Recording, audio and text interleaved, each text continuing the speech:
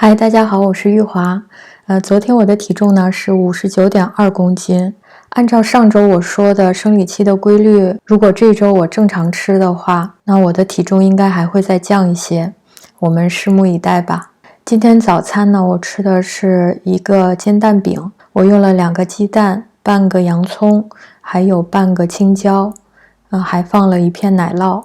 另外呢，还有半个黄瓜和几个小番茄，还有1杯咖啡。今天早上我看了一下我减肥初期的视频，然后我跟我现在的饮食做了一下比较，我发现我变化最大的其实就是早餐，因为我之前的早餐基本上是这样的，就是一个碳水加水果的一个组合。虽然当时那么吃也会帮我减重，那是因为我之前吃的太不健康了。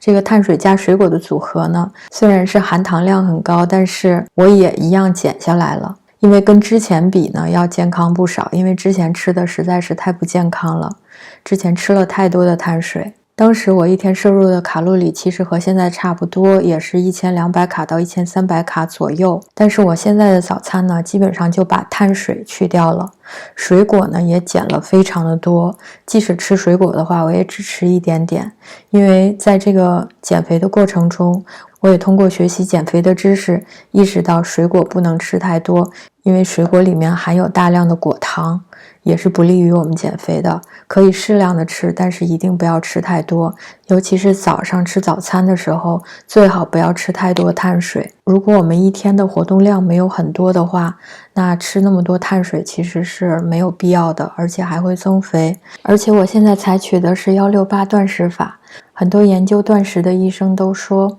16个小时断食之后的开餐第一餐最好是不要吃碳水。而且早上不吃碳水的好处呢，就是一天的食欲会降低，而且白天工作的时候也不容易困。在我以前很胖的时候，我早上喜欢吃好几个面包，吃一堆碳水，结果就是我一天都会非常的饿，而且食欲旺盛，并且我工作的时候会感觉到疲倦、发困。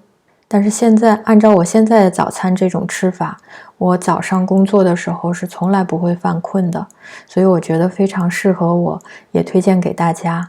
所以现在我就把碳水从早餐里挪掉了。那我现在还是吃碳水的，但是我会把它挪到中午去吃。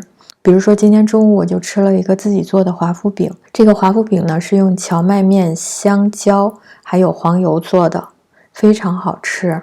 晚餐有的时候我也会吃一点碳水，比如说今天晚上我就吃了一个意大利面，但是其实这个碳水也是没多少的，就是大家看到上面这层意大利面，就是所有我吃进肚子里的意大利面了，下面完全没有，下面全部都是菜。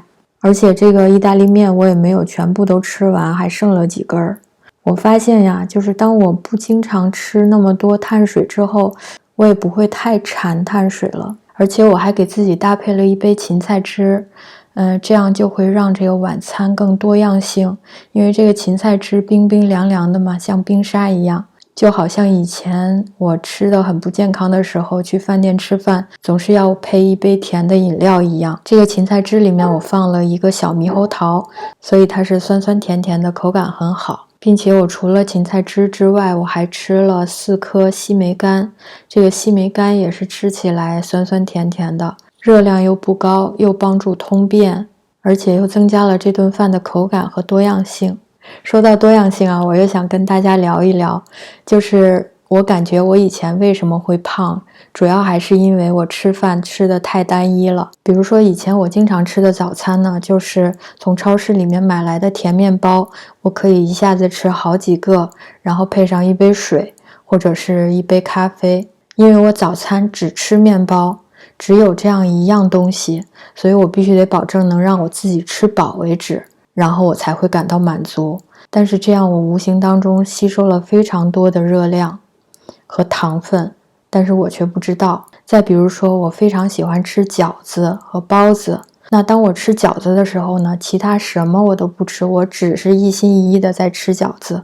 那我一个人可以吃20多个，一直吃到撑为止，因为我没有吃任何其他的东西。但是现在如果我要是吃饺子呢，我就会换一种方法，我会吃10个饺子，然后再配上一大盘蔬菜，这样我会吃得非常满足。如果还没吃饱的话，那我再配一杯芹菜汁，加几个西梅干或者是无花果干。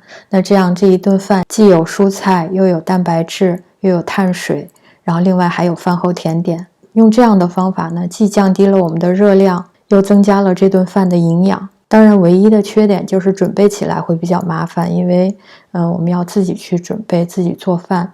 但是减肥本身就是一个要下功夫、自己努力的事情，所以我觉得所有的这些准备工作都是值得的，因为是为了我们自己的健康嘛。今天中午吃的是一根玉米和早上剩下的黄瓜和小番茄。这个玉米呢是冻的糯玉米，是我在亚洲超市买的。虽然它是冷冻的，但是也还是蛮好吃的，就是拿出来都不需要解冻，直接放在微波炉里加热3分钟就好了。非常香甜，我特别喜欢。晚餐呢，我炒了一个鸡胸肉炒茄子和土豆，我放了大概有100克的鸡胸肉，然后2个小茄子和半个土豆。我最近不知道为什么非常喜欢吃土豆，我相信大家会在将来的视频里经常看到土豆的身影。今天早餐呢是2个水煮蛋、3片火腿片，还有1个小的牛油果，还有半个石榴。其实我是非常喜欢吃石榴的，但是不经常买的原因呢，是我不喜欢剥石榴。但是最近我在网上学到了一个快速剥石榴的方法，我就买来了石榴自己尝试一下，果然现在剥得快多了。大家喜欢吃石榴呢，也可以去试试这个方法。我把链接放在信息栏里，大家可以去看一下。中午吃了几粒坚果和2个无花果干，然后还有2个米饼。晚餐呢是一个空气炸锅做的炸鱼排，还有1盘水煮西兰花，还有芹菜汁和4个西梅干。今天早上呢有点忙，所以吃早饭的时间呢也稍微晚了一点。我吃了2个水煮蛋，还有一些烤鸡胸肉和1个牛油果。半个黄瓜和番茄我没有吃完，还有1杯咖啡。黄瓜和番茄呢，我打算留到晚上再吃。中午的时候，我吃了2个米饼、1块黑巧克力，还有几粒坚果。下午晚一点的时候，我稍微感觉有一点饿，于是我就喝了1杯 cappuccino。晚餐是早上剩下的黄瓜和小番茄，然后还有空气炸锅做的三文鱼。就是我之前跟大家说过的那个冷冻三文鱼，但是它每一个都是单独包装的，然后腌制好的，特别好吃。又该给大家汇报体重了，我们看一下这周怎么样。58.5公斤，比上周少了0.7公斤。看看我猜对了吧？我就知道这周体重肯定还会掉。我上个星期跟大家聊过，就是关于生理期减重规律的事情。那今天呢，我也想预测一下，接下去的几个星期我的体重会不会按照这个规律，来变化。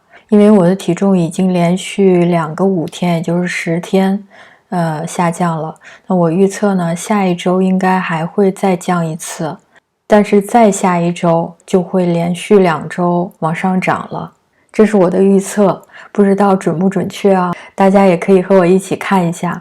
然后还有就是，我想改变一下我的视频形式。然后我今天就拍了一个，跟我过一天的一个 vlog， 才拍完上午，然后我剪辑的时候发现实在是太长了，所以我就把这个跟我过一天的 vlog 呢分开了。那么今天呢，大家就会早一点看到我的这期 vlog。那么我会尽量在明天或后天把今天的这一支 vlog 剪出来，然后发上去。特别感谢大家观看我的视频，然后还有给我留言给我支持，非常非常感谢。尤其是那些一起减肥的朋友，我们还是继续在2022年一起加油，一起达成我们的目标。我们下期视频再见吧，下期视频会很快哦。